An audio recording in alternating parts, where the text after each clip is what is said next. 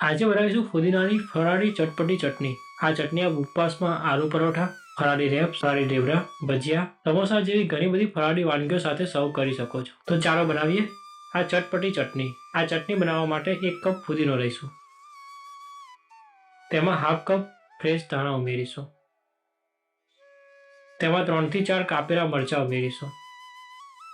મીઠું સ્વાદ અનુસાર ઉમેરીશું। તેમજ હાફ ટેબલ સ્પૂન લીંબુનો રસ ઉમેરીશું।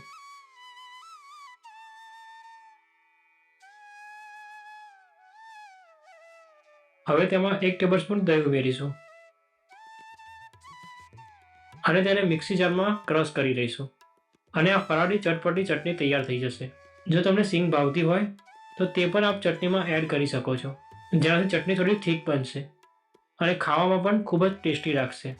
અમારી આ ફરાળી ચટપટી ચટણીની રેસીપી આપને કેવી લાગી તે અમને કોમેન્ટ દ્વારા જરૂરથી જણાવશો।